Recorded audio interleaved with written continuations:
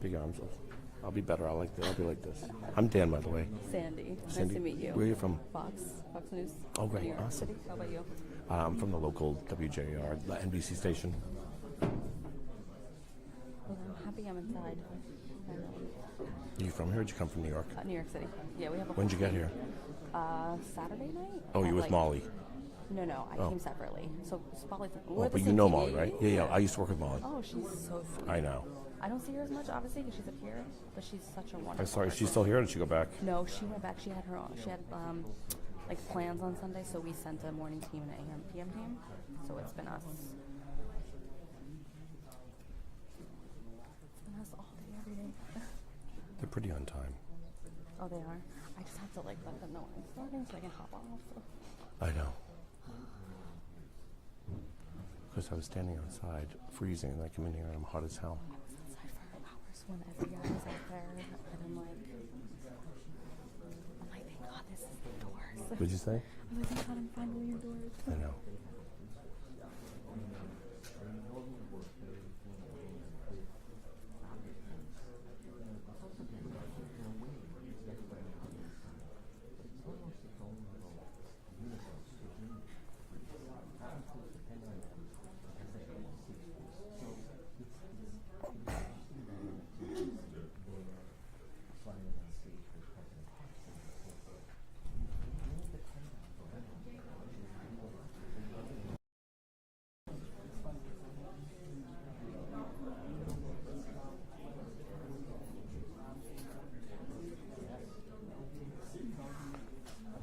Mic check for WHD. Okay. Mic check for WHDH.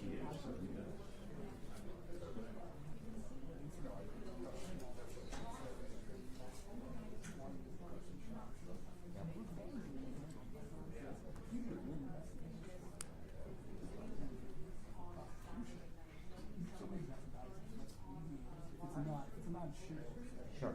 So then you know Andrew as well, our producer. He's here too. Phone. Oh, I don't think I met him. He's always with my Oh phone. yes, with the Yeah. I love him Yeah. to death. He's such a sweetheart. He's by the school. He's been our PM. Yeah, I saw him the other night. He walked right up to me and remembered me. It was so nice. He's great. Yeah.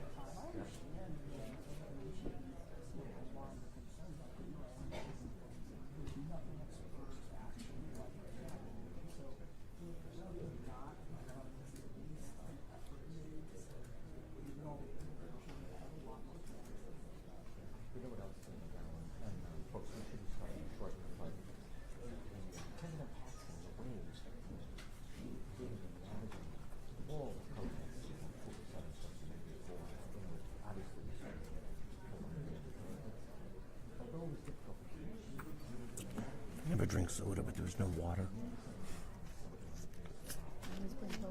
Hmm?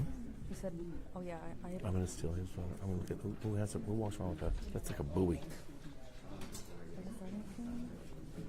Brown user momentarily. Brown user. The mayor's walking up to the podium.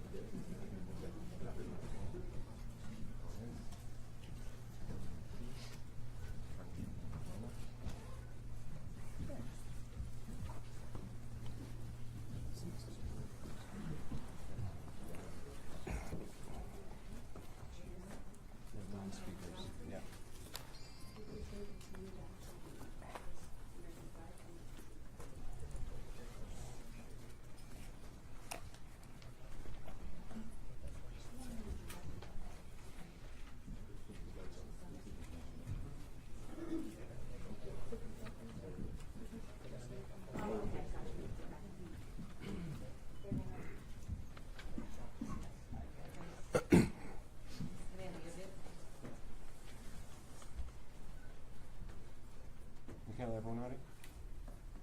Everyone set? Great. Well, good afternoon, everybody. Again, I'm Providence Mayor Brett Smiley. In a few moments, we will hear from Rhode Island Governor Dan McKee, Providence Police Chief Colonel Oscar Perez, and then Ted Dock, Special Agent in Charge from the FBI. I'm going to start with a brief update and then just to let folks know about the work that we continue to do to reassure residents in Providence that they're safe in their community, and we are grateful for all of the assistance that we have continued to receive. As we announced last night, we would be providing enhanced police coverage throughout the Brown community, throughout the East Side, and really throughout the city of Providence.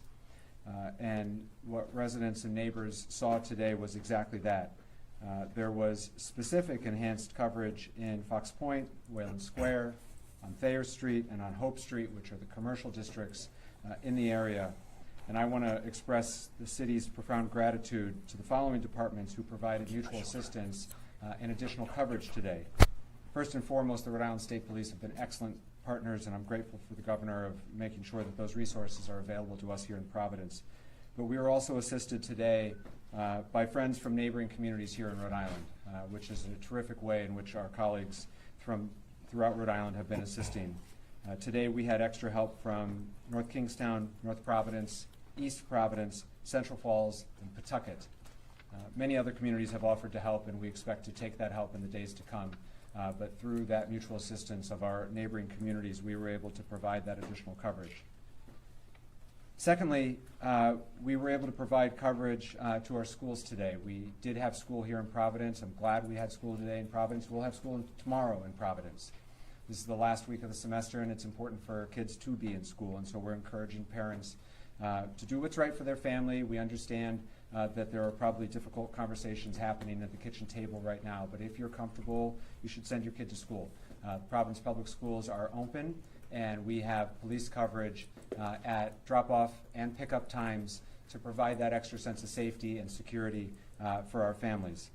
I spent the morning out at our schools too, in the neighborhood, to be there for our parents, and they certainly were glad to see an officer helping out. And so, as we've said many times, but it's important to be grateful for the tireless effort of law enforcement, not just to assist with the investigation, but to help all of us feel safe in our home. At this time, I'm going to turn the mic over to our Governor Dan McKee.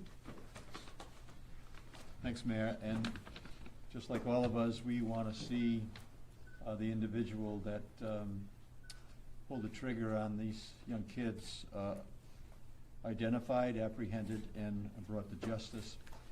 I can tell you from the state level, we're continuing to coordinate our state police and instructed the colonel to make sure that all the resources that are available are being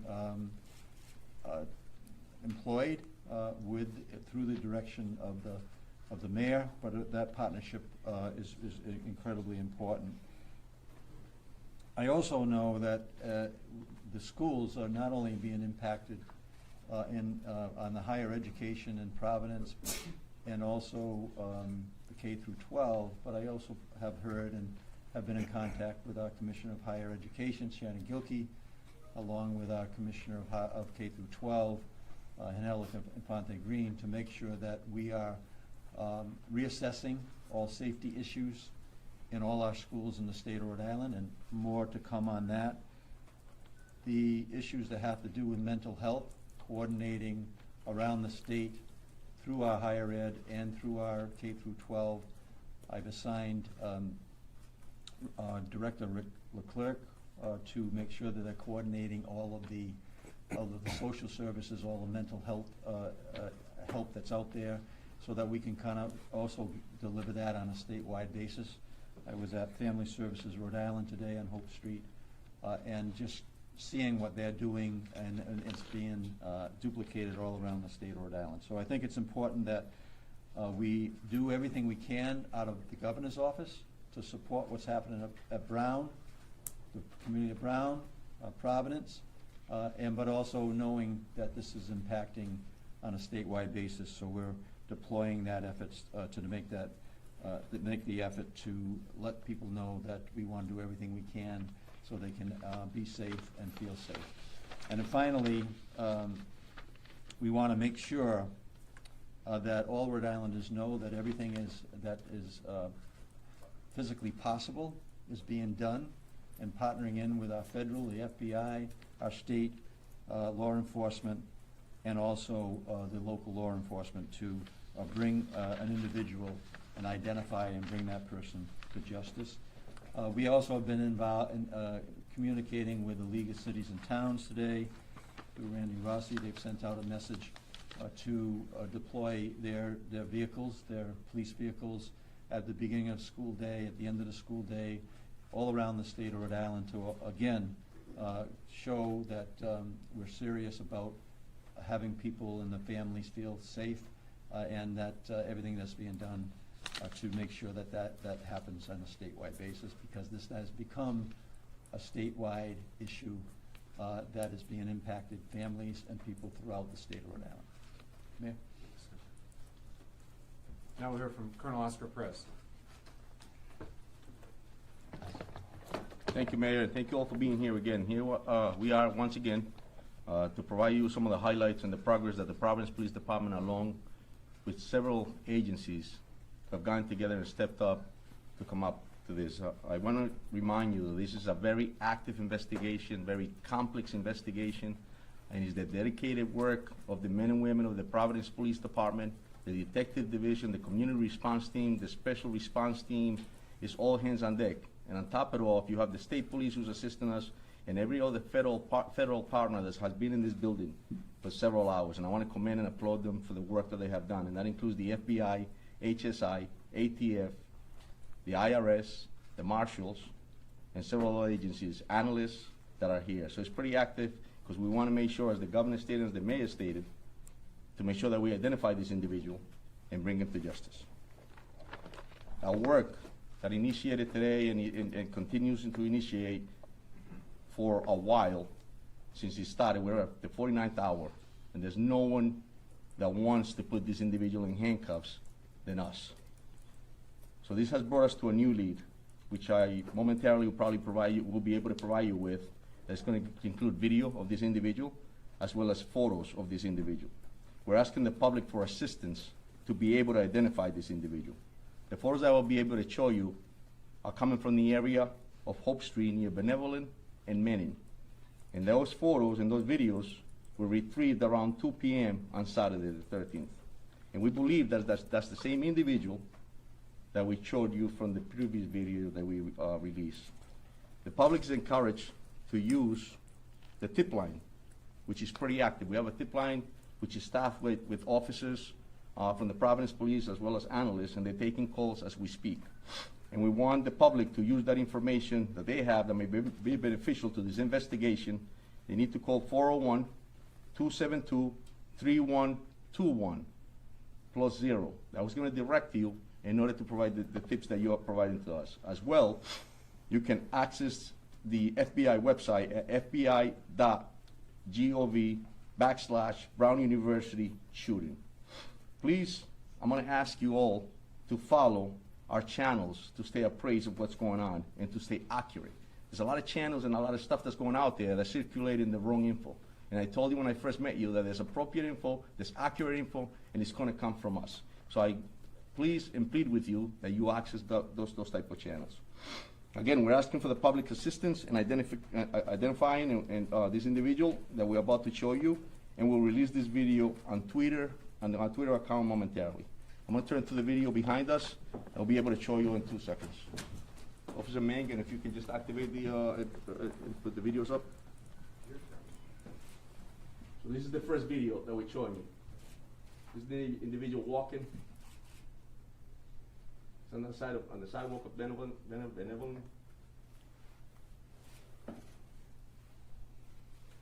And this is prior to the incident. Here we go again with is this video too, Mike? Again, you see him walking.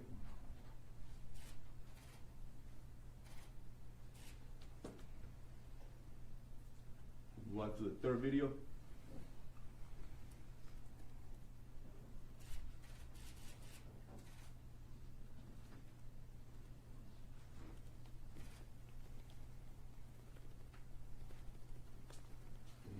This is some photos of this individual.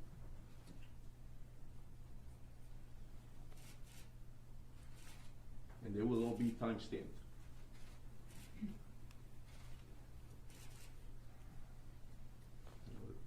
The last photo.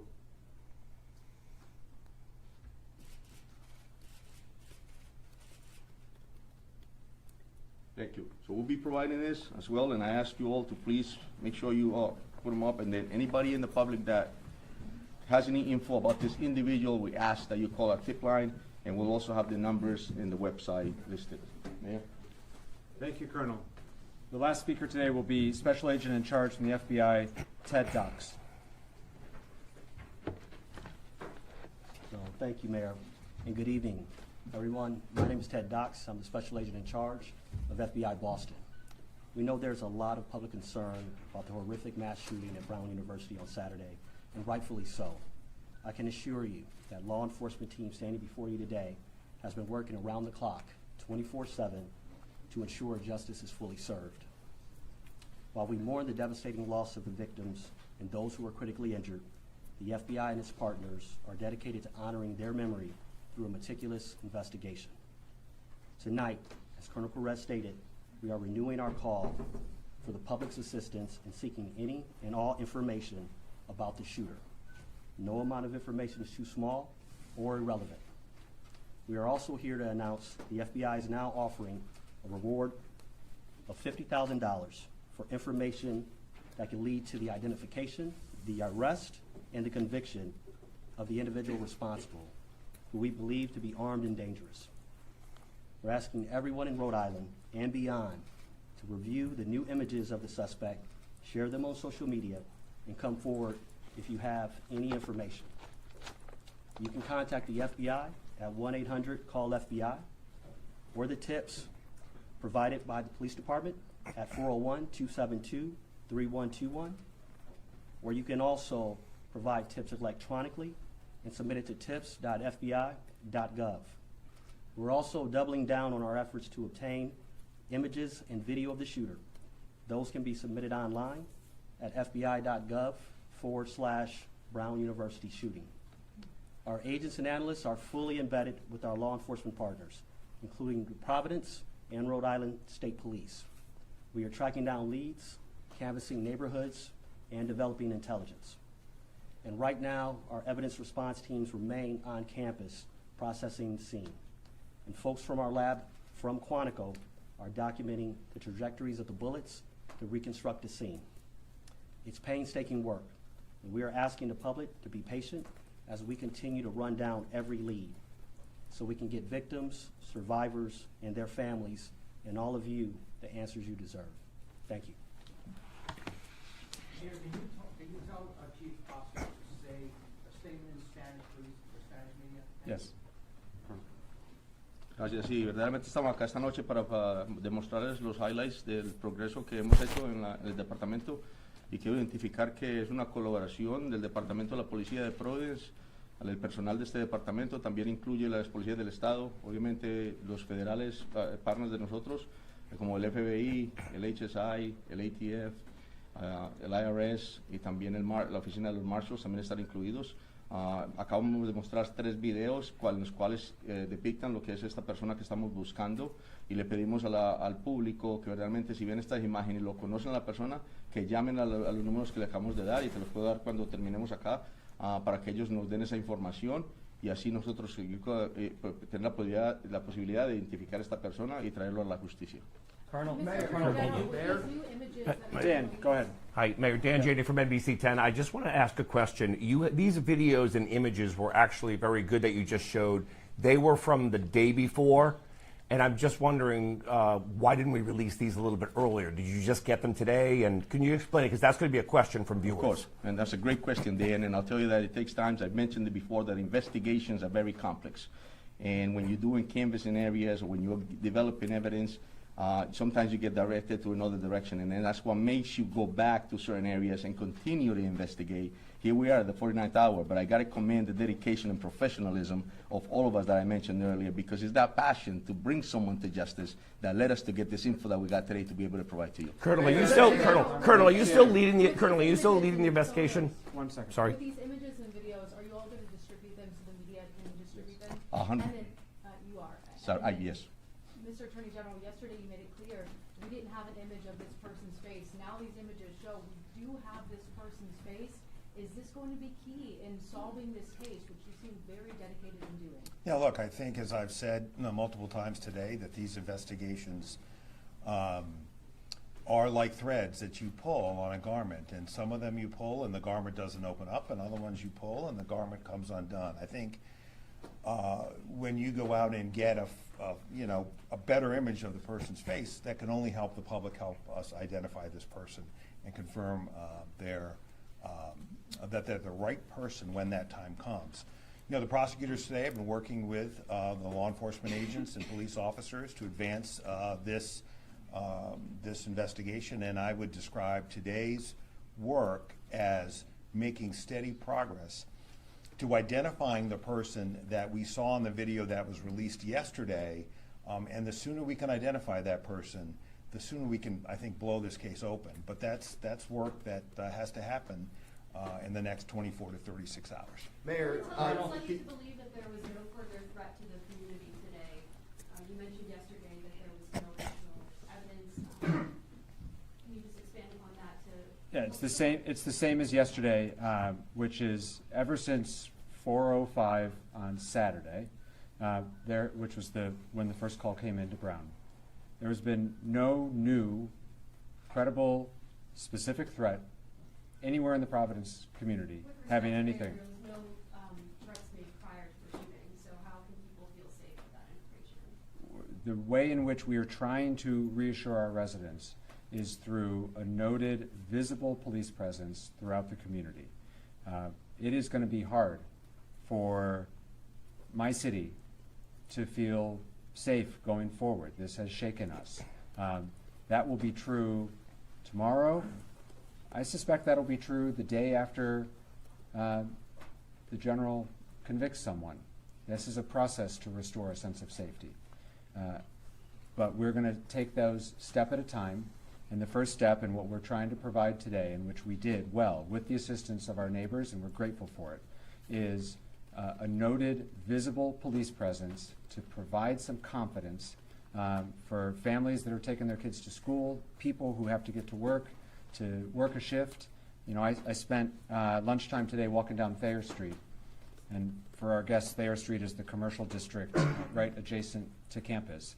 And I talked to one of the women at Antonio's, which some of you know is a pizza by the slice joint, and she said, I didn't want to come to work today, but I needed to work. I needed to take the shift, and that's a very real thing happening in our community right now. But she noticed, and she appreciated the fact that there were patrolmen walking up and down Thayer Street. It made her feel a little bit better. And when she comes to work tomorrow, I hope she feels a little bit better after that. That's where we are right now in terms of restoring a sense of safety to the community. And that's what we're going to continue to try to do. Mayor, to that point, Colonel. Bill, go ahead. Mayor, 2 questions. Yeah. To that point, a lot of people scared right now, a lot of people confused right now in the city. Can you speak to them directly, summarizing what you just said or any other thoughts from the heart? Yeah. Your take right now is Providence safe? Yeah. Providence remains a very safe city, and Providence receives really the best law enforcement, I believe, in the country. And today, especially at this moment, it's being augmented by great professionals of other Rhode Islanders, the state police, and others, and our federal partners. But my sense of the community right now is that this is starting to get very real and very personal. And I heard that today. I heard that last night at the vigil. We're all 2 degrees of separation from one another. And now people are starting to share stories with one another of, oh, my neighbor was nearby, and oh, my friend's kid was supposed to go to that review session but didn't. I'm starting to hear those stories, and I think all the Rhode Islanders in the room are starting to hear those stories. I heard that story again today with one of our customers is one of the teachers. And so it's starting to get very personal for our community, which is hard. And that's, I think, where we are sort of emotionally in the process. But we're here for one another. That's the scary side. The upside is that this is a tight-knit community that looks out for one another. The governor was there. All the officials who were up here with me tonight were with us at Lippert Park last night. It was 10 degrees. It was loosely organized, and yet hundreds of people came out because they wanted to be with one another. They were hugging their neighbors. They were crying, and they were offering each other support. So this community will heal from this. We will move forward. But that doesn't make light of, and I'm certainly not making light of, the fear and anxiety that persists. But the only way we're going to move forward through it is one step at a time, and today's one of those steps. Colonel, can I ask a question? Colonel, can I ask you a question? Go ahead. Colonel, Yeah. do you have any idea what kind of firearms was used in the shooting? And do you know how many rounds were fired? Do you have any details of that nature? It was several rounds, and it was a small caliber, actually 9mm firearm was used. And it was several rounds into it, and obviously, as we all know, the casualties and the injured people, it's just terrible. So, yes. Colonel, can you have 2 questions? Who's the lead investigator on this now? And secondly, what do you believe that a person of interest was doing in that video and those pictures that you obtained? Yes, so the first question, the lead is, obviously we're taking the lead, but we couldn't do this job without the assistance, as I mentioned, and collaboration of all the different agencies and municipalities. Okay. This is a team effort. This is important to us, as the mayor stated, it has shocked the city, and a lot of people are concerned. So this is an effort to put handcuffs on somebody, and it takes a whole team to do that. Hold on. My second question is, what do you think he was doing? Was he staking out the area? Because this was the day before the shootings, correct? Correct. And so, What do you think he was doing? I said, Was it hours before or days before? so it was a few hours before, and I'll tell you that at this point, that's all we have. So it was a few hours before what he was doing. We'll be able to find out further once we come to investigate. Go ahead, John. Go ahead, John. John DePietro, Road Patrol Life. Can you talk about, is it unusual to change the direction of an investigation as it's going on? That's a great question, John. I think that, all detectives throughout this nation and in the world understand that when you're investigating a case, it takes different paths. You start somewhere, you start here, and all of a sudden something else pops off and you're going in a different direction. And that's what happens. It's complex. And at the end of the day, you have to investigate, you have to pull every rock, you have to look at every video, you have to examine evidence, you have to check ballistics. It just takes a lot of work. You have to interview witnesses, and sometimes that takes you to a whole different path. And as a police officer and a detective, you have to make sure that you don't get into the tunnel vision in order to be able to get right answer. So yeah, they do change. Go ahead, Steph. Just real quick on the trajectory of the. Go ahead, Steph. From what time passes, it'll be harder to make an arrest. I'll tell you, every minute In a couple days. Every minute counts. Every minute counts. But what doesn't stop is the dedication and professionalism of this department as well as our partners.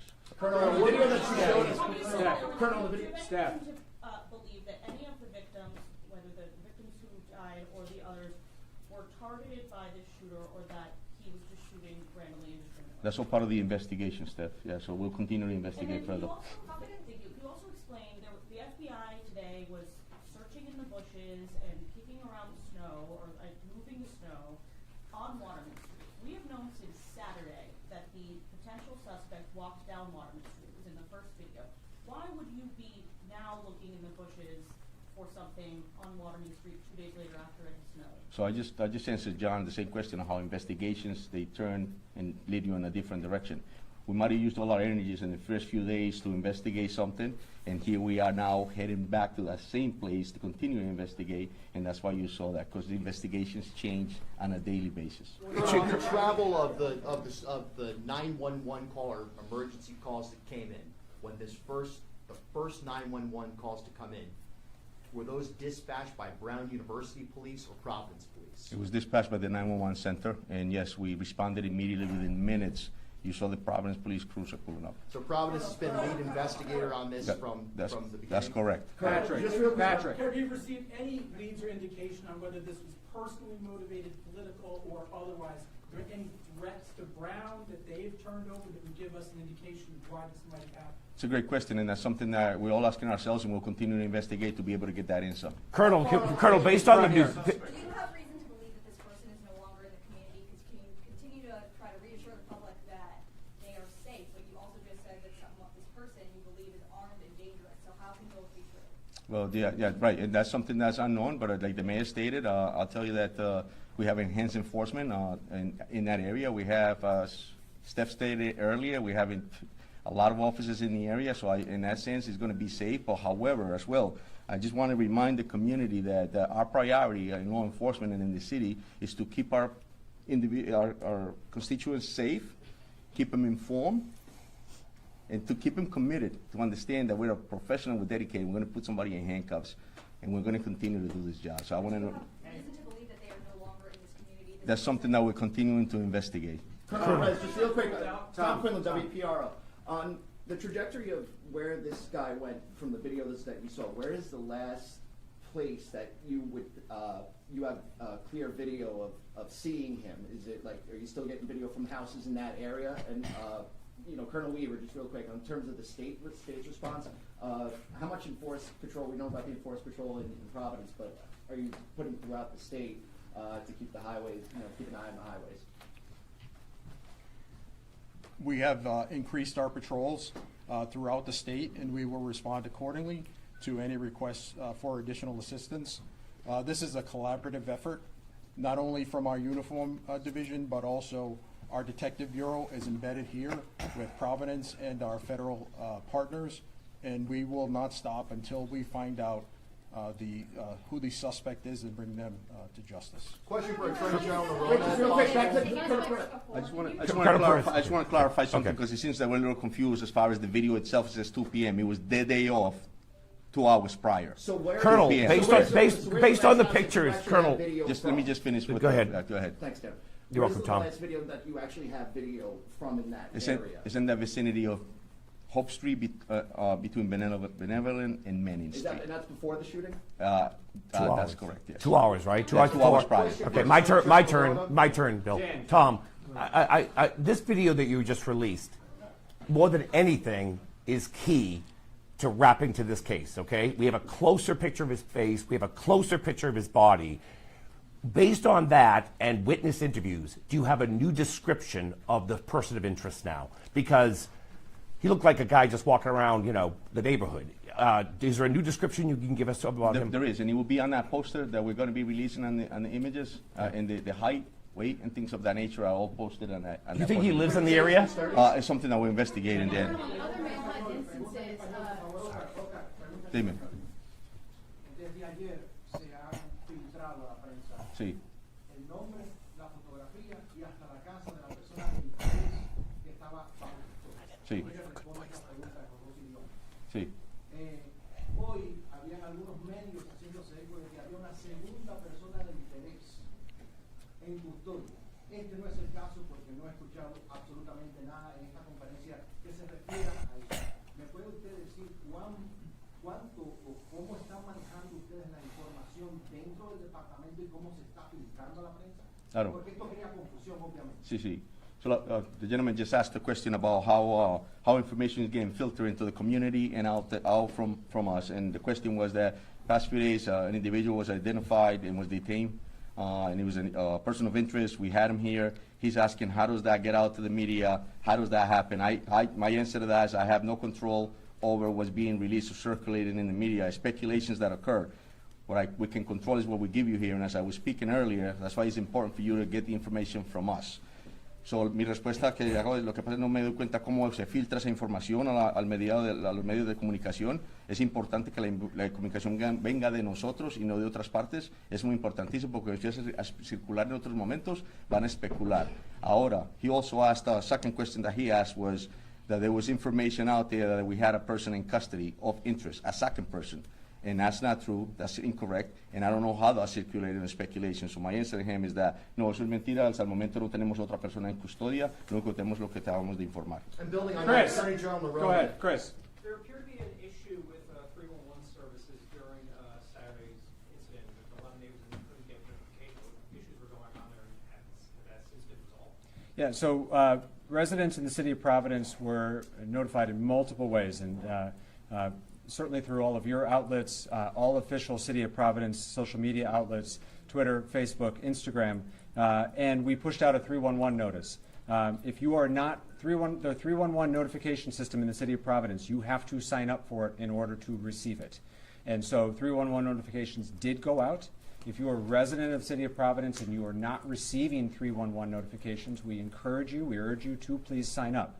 You can do so at the city's website.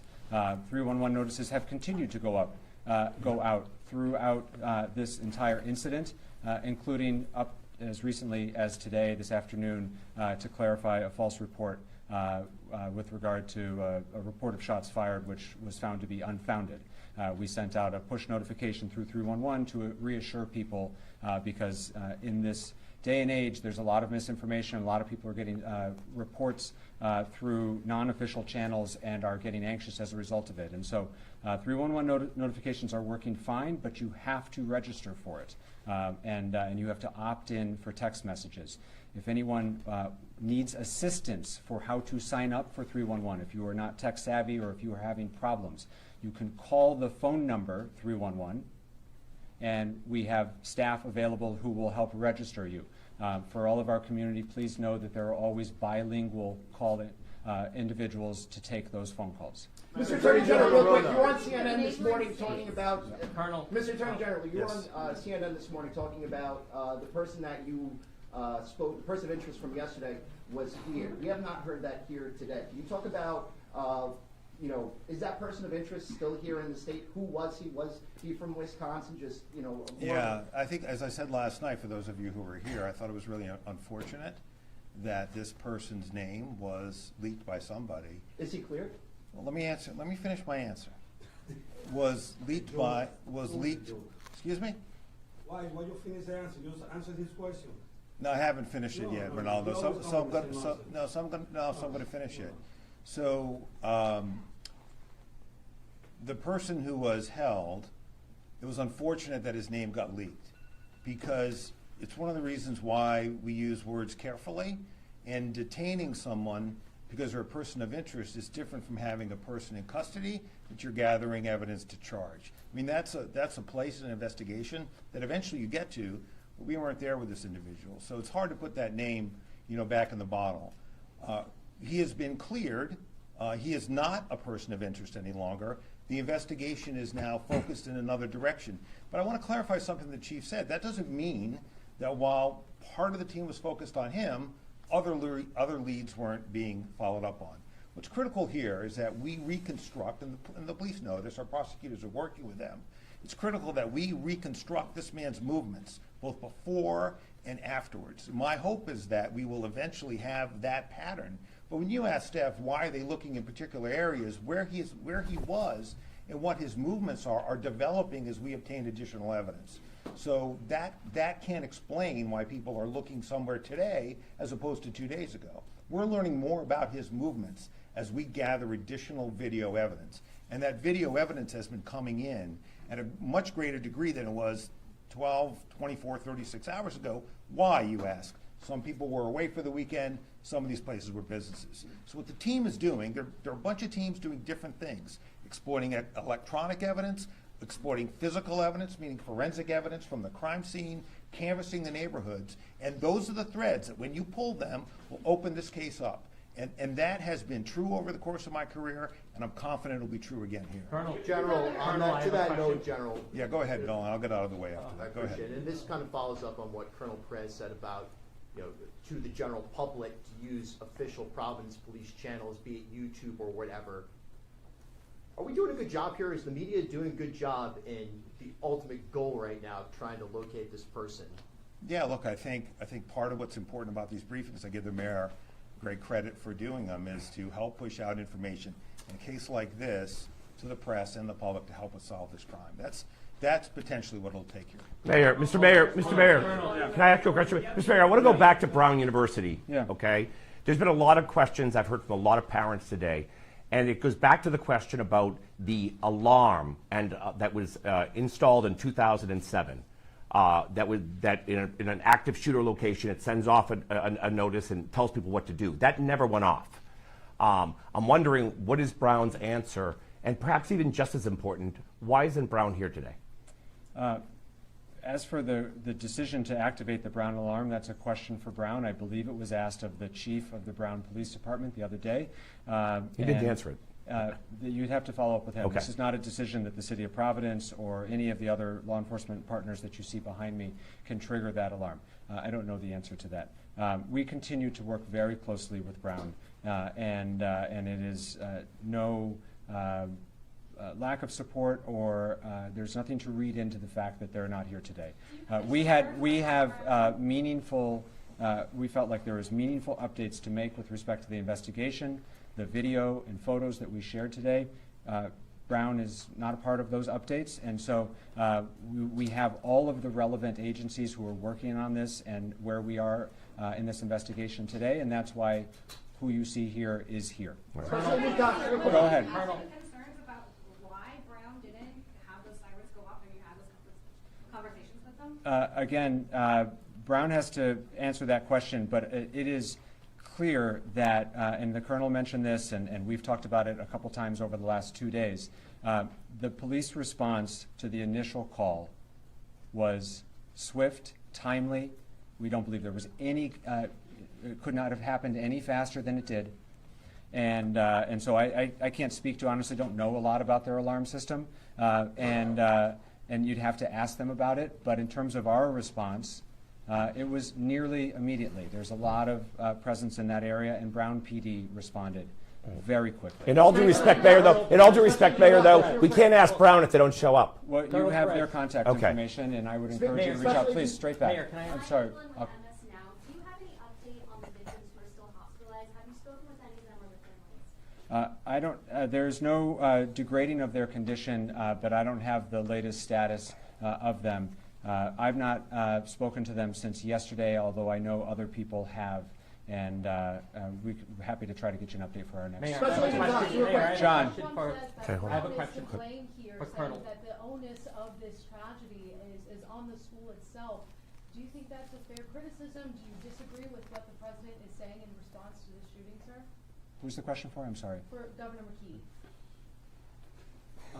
Repeat the question, please. President Donald Trump has said that Brown University is to blame for this shooting and saying it's the school's problem. Is that a fair criticism, or do you disagree with what the president? I don't think it's a fair criticism. Colonel. Can you expand on that, please?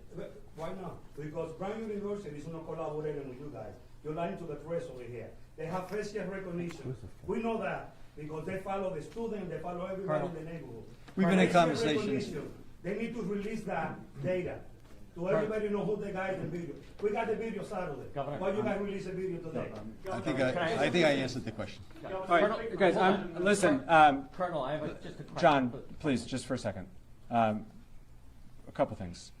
First of all, Brown University and Brown Public Safety, Brown Police Department has been a close collaborator throughout this process. I do not accept that criticism. Secondly, everyone you see behind us, we've all been working for now 49 hours. We're tired. We're serious about the task at hand. I know all of you have been working very hard, and I suspect all of you are just as tired. The press has been a great partner in pushing out relevant, factual, timely information, and we are grateful for that. This crowd has grown a little bit over the last 48 hours, and I know that people are weary, and so I'm asking, please, for a little bit of patience and grace, and we have been fully transparent. We continue to answer your questions. We will continue to do so. But the best way to inform the public and to ask for their help is for these opportunities to not degrade into baseless accusations, and we will point them out when we hear them. John, go ahead, please. Question for the Colonel. Colonel, we learned, you revealed that the shooter used a 9mm. Now, there's a report the shooter yelled something right before his shot came in. Could you tell us what that was? Yes, part of the investigation, Johnny moved. Yeah. Now, the only reason I asked that, though, is, for instance, like with the Unabomber, his brother recognized the writing. So it's possible a friend or family member might recognize if the person said something. Correct. So that's why you don't, other than the 9mm, is there anything else inside that auditorium that you could tell us? No, that's correct. And listen, like I said earlier, investigations will bring us to evidence that we need to collect in order to be able to prosecute. But he did yell something. With that being said, we're going to continue to collect evidence, and if it leads us to something to that nature that's going to be extremely helpful for us to identify somebody, we'll be the first ones to put it out. Alex. Go ahead. Alex. With how much time has elapsed at this point, do you have any evidence that indicates that this person is getting help, or are they a lone wolf in this situation? Yeah, so we'll continue. Those are great questions, Alex, and I think that's something for us to continue to investigate. This is active and it's complex, and so that we may have an answer to that they by themselves, but that's not something that we have ruled out, and we won't do that. So. To the left here, please. Are you up for both a living or potentially deceased person? We don't rule anything out. Like I told you earlier, this is a complex situation. It's fluid. But we'll continue to do our job in order to be able to get those answers. Colonel, to follow up on John's question, did somebody actually yell? You were describing the suspect was supposed to be someone in his 30s, and then you said 20s. From what you've seen, the picture that you've seen, can you now, through FBI profiling that's been done, give us a better age and whether or not he has any connection at this point, 49 hours later, to that classroom, that lecture hall, and to the Brown University campus? Can you say that lecture hall was targeted because he didn't, we saw the video of him going around the neighborhood that you just showed us, but he didn't go anywhere else into that campus. So can you say that that classroom was targeted? I'll tell you that, what I can tell you is that this individual definitely targeted Brown University, because clearly that we're here speaking about that. And I can also tell you that, obviously, it's something that we're looking into as far as if there's anything else that he was targeting, but it's all open. Was there another question to that part? I asked you about approximate age, because Yeah. this is the first time we're seeing his face, and just like with the marathon Yes. bombers, when the authorities finally put those pictures out, Yes. within hours, Yes. those people came up. So now that for the first time the nation is seeing this image, Correct. frontal image of this suspect, Yes. what are you able to, and the SAC from Boston Yes. especially, what are you able to now determine? And we have that, and they have been extremely helpful, and we're going to be able to provide that to you so that you can put it on your own websites. Colonel, hey, Colonel, can I just? Colonel, Dan's got the last question, and then we're going to wrap it up. All right. I want to ask two questions, and if I could, Mayor. To follow up on John's question, did the suspect yell, like has been reported, and there's been some erroneous reporting, but did he yell when he came into the classroom? And how valuable have witness statements been from those who survived? Listen, my heart goes out to the victims, it goes out to the families, and I'll tell you that their cooperation has been extremely helpful. And that, with that being said, we'll continue, and I'm going to respect the fact that, and I hope that they get better, and my heart and soul goes out to them. So. Did he yell, though? Did he So say that's something? That's something that we're investigating. We took statements, and we have to confirm that. Audio from the scene, So- any cell phones, there were a lot of cell phones there. Is there any question for somebody? We're gonna wrap it up here. For your planning purposes, we will continue to brief in this location until we say otherwise. We also, unless there's a significant update, we don't expect to brief further today, and expect to do this again tomorrow. Obviously, subject to change, please make sure you're on the press list. If you're not, you can see Josh. That's how notice will be made. But for your planning purposes, that's our expectation. Thank you all very much.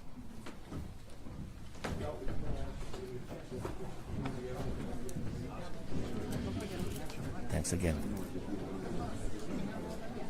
I didn't get a chance to meet you. I'm sorry. So nice to meet you. I'm a very big fan of yours.